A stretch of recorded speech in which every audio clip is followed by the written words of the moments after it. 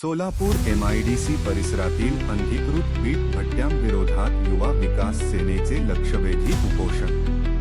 सोलापूर प्रतिनिधी।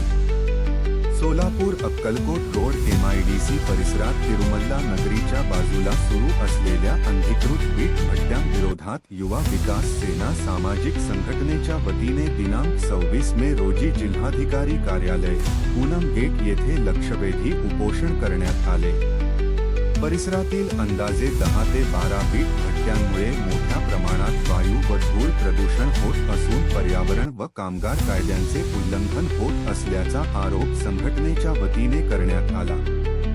तसेच संबंधित वीट भट्ट्यांवर तात्काळ कारवाई करून संयुक्त तपासणी करण्यात यावी अशी मागणी प्रशासनाकडे करण्यात आली।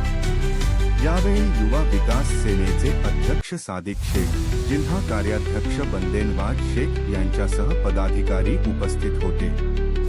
दरम्यान पुढील 7 दिवसांत प्रशासनाने ठोस कारवाई केली नाही तर पुणे विभागीय आयुक्त कार्यालय येथे बेमुदत धरणे आंदोलन सुरू करण्यात येईल असा इशारा युवा विकास सेनेच्या वतीने देण्यात आला।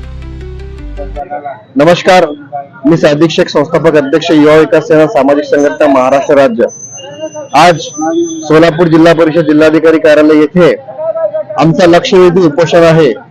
या उपोषणाचा विषय असा आहे की सोलापूर अक्कलकोट रोड MIDC परिसरात जुना तिरुमल्लाच्या परिसरामध्ये जे अनधिकृत वीट भट्ट्या आहे, या अनधिकृत वीट भट्ट्यावर कारवाई करा म्हणून 12/5/2025 रोजी आम्ही माननीय जिल्हाधिकारी कार्यालय व तसेच प्रादेशिक अधिकारी प्रदूषण नियंत्रण मंडळ यांच्याकडे आम्ही पत्रव्यवहार केला होता।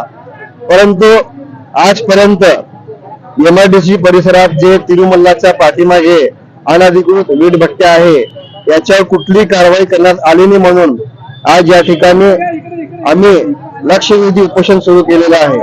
जर या लक्षवेधी उपोषणाची दखल प्रदूषण अधिकाऱ्यांनी घेतली नाही तर येत्या 7 दिवसानंतर हे आमचं आंदोलन विभागीय आयुक्त कार्यालय पुणे या ठिकाणी आम्ही करणार आहे। एवढं सांगून आपले शब्द संपवतो। जय हिंद, जय महाराष्ट्र। राज्यातील महत्त्वाच्या आणि आपल्या भागातील ताज्या बातम्या पाहण्यासाठी आजच आमच्या परिवर्तन 24 न्यूज चॅनलला YouTube वर सबस्क्राईब करा आणि बेल आयकॉन प्रेस करा।